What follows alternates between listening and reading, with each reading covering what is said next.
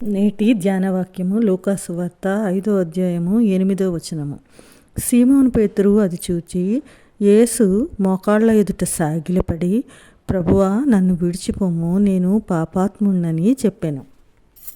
పేతురు ఎందుకు అలా అనవలసి వచ్చింది అని మనం ఇక్కడ చూసుకుంటే 9వ వచనంలో వారు పట్టిన చేపల రాశికి అతడును అతనితో కూడా ఉన్నవారందరూ విస్మయముందిరి. దీనికి ముందు ఏం జరిగిందో మనం చూసుకుంటే, ఆ రాత్రంతా సీమోను పేతురు చేపల కోసం వలలు వేయడం, ఒక్క చేప కూడా రాకపోవడం జరుగుతుంది. ప్రభువు సీమోను పేతురుతో చెప్తారు, నువ్వు దోణిను లోతునకు నడిపించి చేపలు పట్టుటకు వల వేయు అని చెప్తారు.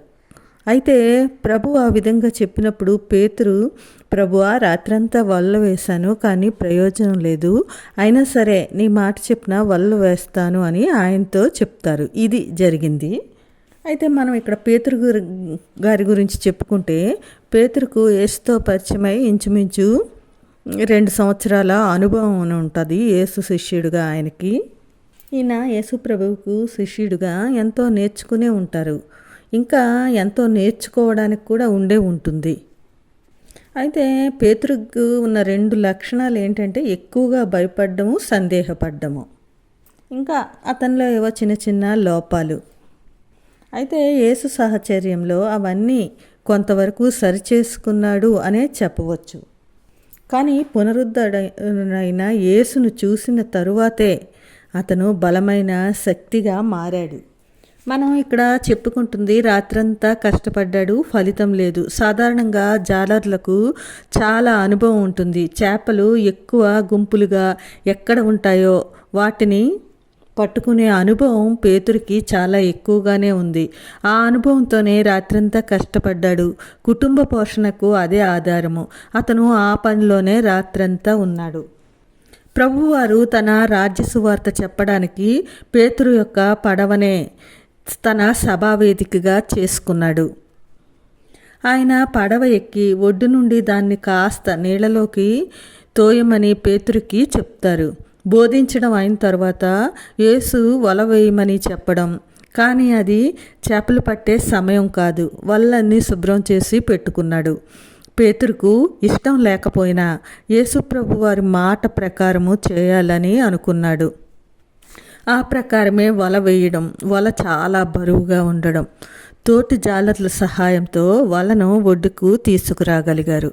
పేతురికి చాలా ఆశ్చర్యం. పేతురు అంతకుముందు ప్రభు యొక్క శిష్యుడిగా ప్రభు వెనకాతలు తిరుగుతూ ఆయన చేసే ఆశ్చర్య కార్యాలు ఎన్నో చూసే ఉంటాడు. కానీ ఇప్పుడు జరిగిన ఆ అద్భుతము తన కోసం ప్రత్యేకంగా జరిగింది, తన జీవితంలో జరిగింది. పేతురుకి ఒకలాంటి అయోమయ పరిస్థితి ఏర్పడింది. అతనిలో ఎన్నో భయాందోళనలు.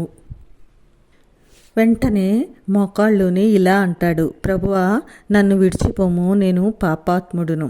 అంతటి మహత్తర శక్తిగల దేవునితో తన సహచర్యం, అతని అంతరంగంలో మదనం. అంతటి శక్తిగల దేవునికి శిష్యుడుగా తాను అర్హుణ్ణవుతానా అన్న భావం. అయితే అంతవరకు ఎన్నో అద్భుతాలు చూశాడు, కానీ ఏది మనసు దాకా తెచ్చుకోలేదేమో అతని జీవితంలో. దేవుడు చేసిన ఆ కార్యము అతని అంతరంగాన్ని కుదిపేసింది. తన పొరపాట్లు, లోపాలు అతని కళ్ళ ముందు కదలాడాయేమో, లేదా దేవుణ్ణి తక్కువగా అంచనా వేసుకున్నాడేమో. ఆయనకివ్వవలసిన విలువ, ఆయనకున్న శక్తిని తేలికగా తీసుకున్నాడేమో. మన జీవితంలో కూడా అంతే. సాధారణంగా దేవుని శక్తిని నమ్మము. ఆయన్ని అంతగా విశ్వసించడం కూడా మనం చేయము. చాలా ఆయన మీద ఆధారపడ్డాము, చాలా తేలికగా తీసుకుంటాము. ఎందుకంటే ఏదైనా మనమే చేసుకోగలము అనే మనకి గర్వం. దేవుడు ఎంతో ఏంటో మనకు తెలుసు అనే అభిప్రాయం మనకి ఉంటుంది. అసలు మనలో ఉన్న భయాలు, లోపాలు ఏమైనా సరే మనం అసలు గుర్తించడం ఇష్టపడం. ఆయనతోనే ఉంటాము, ప్రార్థన చేస్తాము, అలాగే చర్చిలకు వెళతాము, ఎంతో భక్తిగా ఉంటాము. కానీ